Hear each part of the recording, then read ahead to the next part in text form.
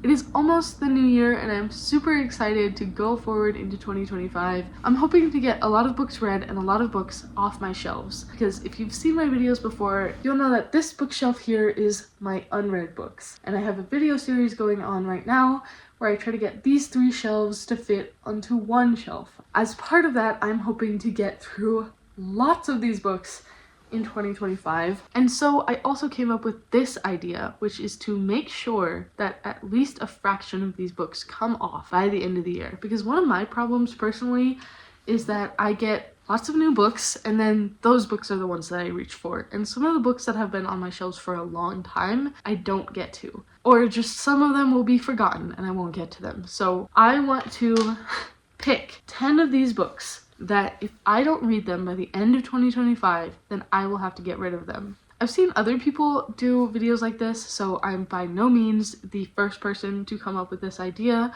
So I have my notebook to write down the 10 books that I get, and I have some dice to roll and find which ones will be the ones that I have to read by the end of 2025, or else I don't get to have them anymore. This is kind of like a book ultimatum for me. I read them or I have to get rid of them. I'm really excited to try this out and see how it goes. So as you can see, I have 3 shelves of unread books. I picked a 6-sided die for picking the shelf. If I get 1 or 2, that will be this top shelf. If I get 3 or 4, that will be this middle shelf. If I get 5 or 6, that will be the bottom shelf. Once I figure out which shelf I will be picking from, I will roll this 20-sided die, which will pick one of the books from whichever shelf I landed on to add to my stack. And like I said, I will be picking 10. And I'll write them all down so I can keep track. I will hopefully be getting through them because otherwise I will have to get rid of them. So without further ado, let's just roll the dice and figure out which of these books I have to read. Okay, I got a 2, so that means the top shelf.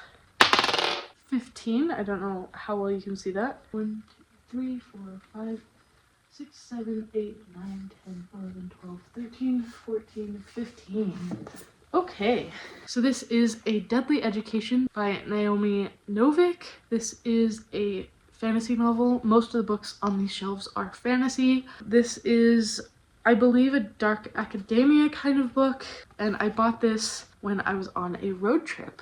I don't know a whole lot about this book, I just have heard good things about this series, about this author, and I picked it up, I think it was at a used bookstore, if I'm not mistaken. I don't know very much about this book, but I am excited to read this. So I think that this one will most likely end up being read before the end of the year. Okay, it has been added to the list. So now we will roll for the second book. I got 6, so that means this bottom shelf.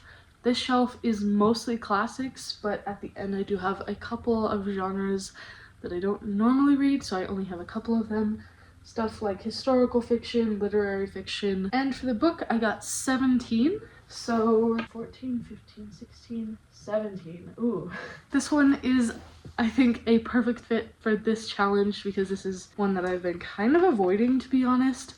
And that is Dracula by Bram Stoker. This is, I feel like I don't have to explain what this book is. It's Dracula. I've been interested in reading it, but also kind of avoiding it. I don't know why. I feel like that's a good one to get on this list because I've been not too eager to read it, even though I'm interested in it. I don't know. I feel like I'm not alone with that. There's some books that even if you're interested in them and you own them, you just avoid. And I don't know why. Okay, so moving on to the third pick. I got 4, which is going to be this middle shelf, and 5. So that is going to be, I think I know, 4, 5. Okay, my third pick is a book that for some reason I have 2 copies of because I bought the boxed set at a thrift store, forgetting that I already had the second book. That is The Well of Ascension by Brandon Sanderson.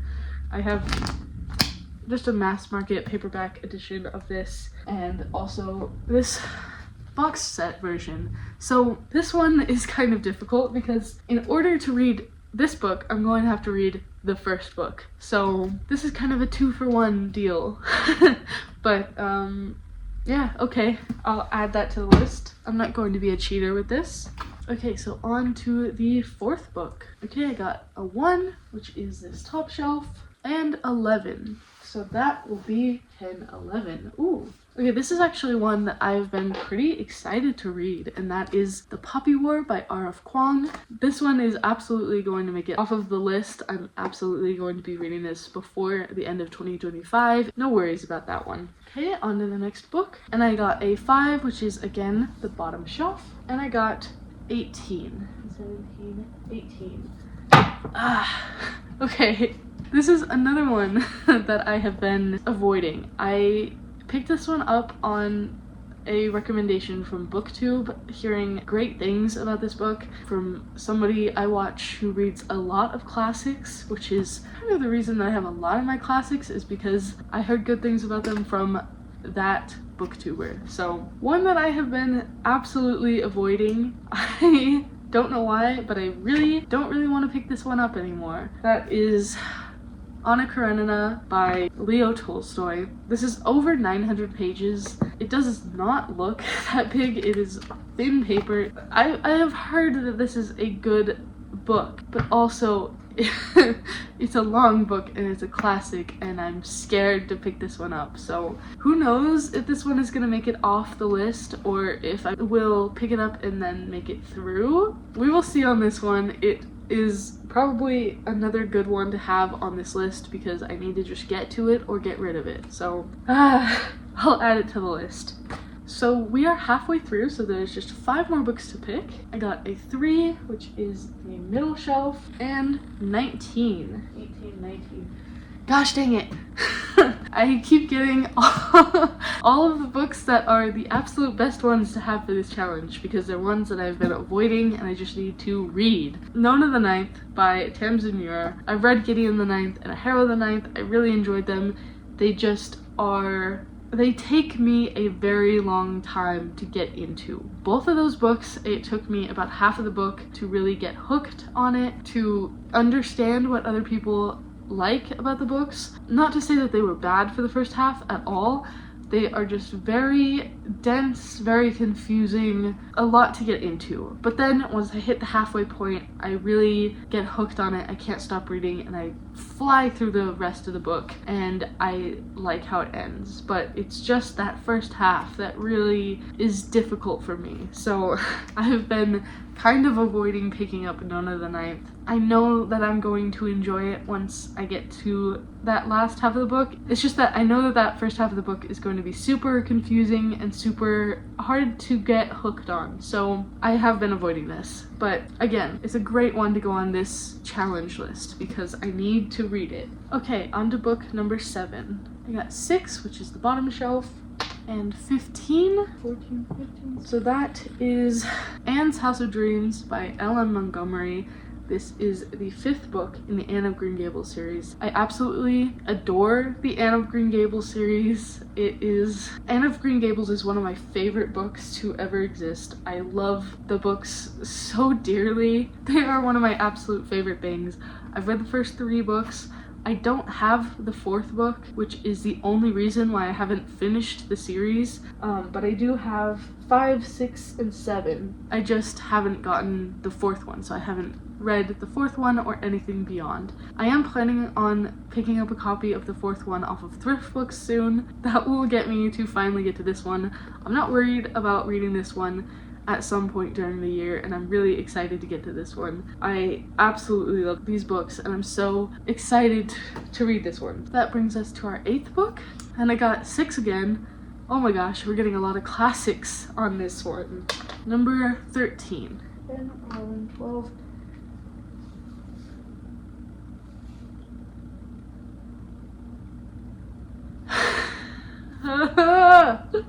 Can I cheat?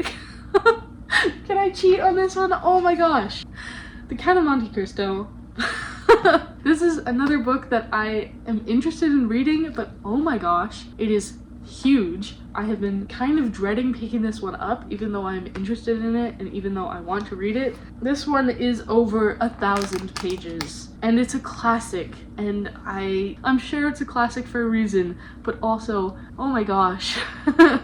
I have been avoiding this one. Okay, this one is going on the list. Okay, 2 more books to pick.